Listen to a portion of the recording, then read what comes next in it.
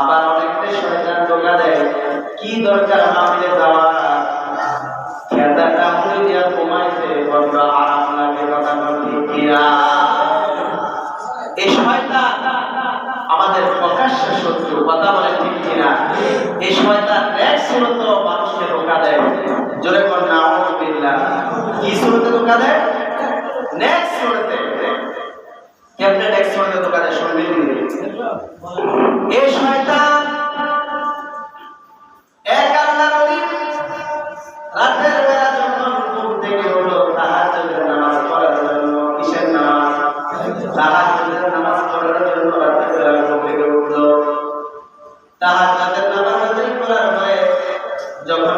মসজিদের দিকে রওনা দিবে আল্লাহ বলে শয়তান সময় তার মনের মধ্যে ওয়াসওয়াসা দিল কি দরকার মসজিদের মধ্যে যাওয়া বাহিরে বৃষ্টি হইতাছে ঘরের মধ্যে নামাজ পড়লে আদায় হবে কে ধোঁকা দিতেছে শয়তান ঘরের মধ্যে নামাজ পড়লেও তো নামাজ আদায় হয়ে যাবে ওই আল্লাহর বুজুর্গ শয়তানের ওয়াসওয়াসা বুঝতে পারলো ওই আল্লাহর বলল ওরে শয়তান তুই হইলি এক নম্বর ইবলিস আমারে তুই যতই ধোঁকা দে আমারে তুই নামাজ থেকে বিরত রাখতে পারবি না আল্লাহু আকবার ওই শয়তান আমাদেরকে ফজরের সময় ঘুম পাড়ায় না কথা ঠিক কিনা ফজরের সময় ঘুমটা খুব আরাম লাগে আর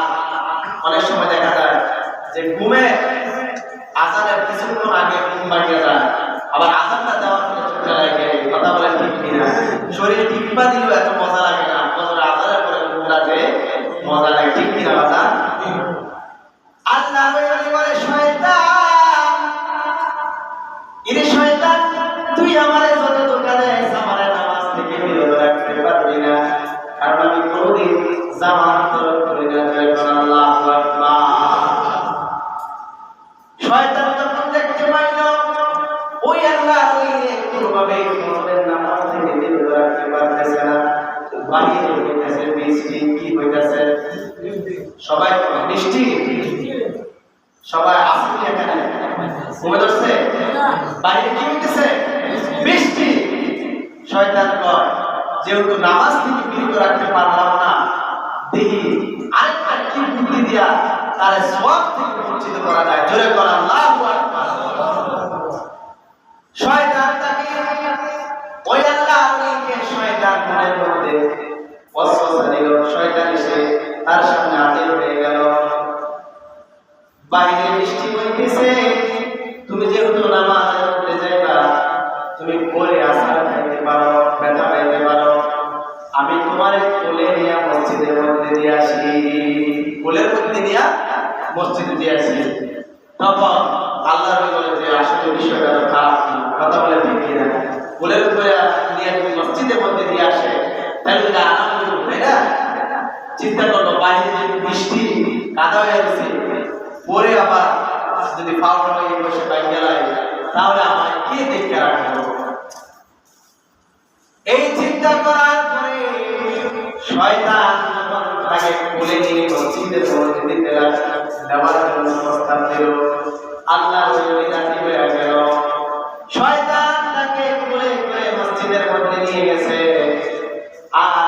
প্রত্যেকটা কদমের বিনিময়ে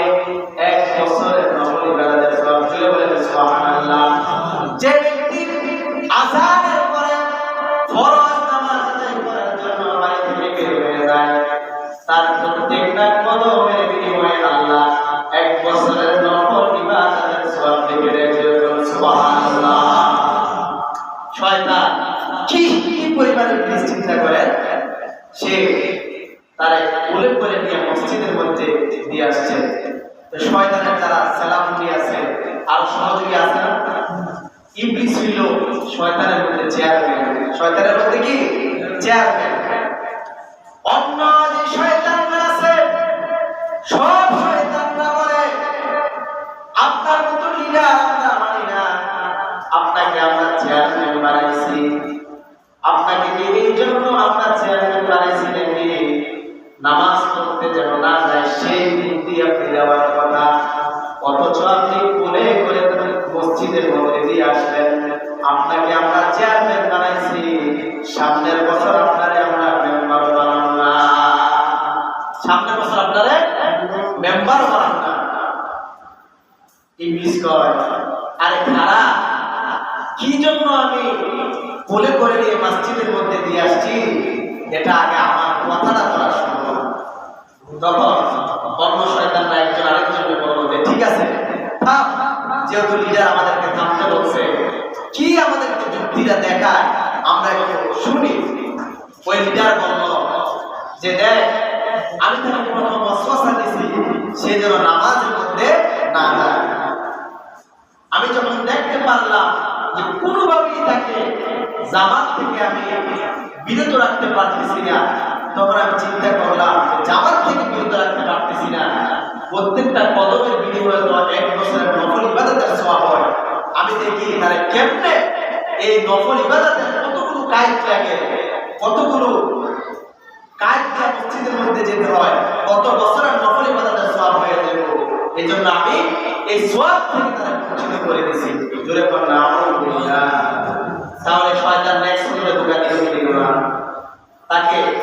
প্রত্যেকটা কদমের বিনিময়ে 1 বছরের নফল ইবাদতের সওয়াব, সেই সওয়াব থেকে শয়তান বঞ্চিত করে দিয়েছে। কথা বলে ঠিক কিনা? এই শয়তান আমাদের প্রকাশ্য শত্রু। এই শয়তান আমাদেরকে মনের মধ্যে কয় কি দরকার, মাহফিলের মধ্যে যাওয়ার দরকার কি,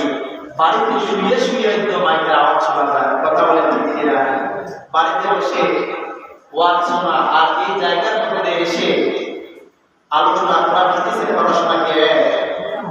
এই জায়গার মধ্যে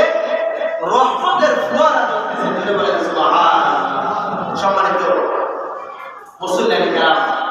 আমরা আজকে যে বিষয়টা নিয়ে কয়েকটা কথা শুনলো, আমরা দুইটা বিষয় নিয়ে কিছু কথা শুনলো। এর মধ্যে একটা বিষয় হলো আমরা এই পৃথিবীর জমিনে সব কিছু পাইলাম, কিন্তু আমরা যদি জীবনের শেষ মুহূর্তে আল্লাহর কাছ থেকে ক্ষমা পাইতে না পারি,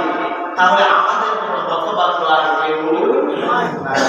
আপনি দুনিয়ার মধ্যে টাকা পয়সা বাড়ি গাড়ি সব পাইলেন, কিন্তু মৃত্যুর আগে নিজের আমল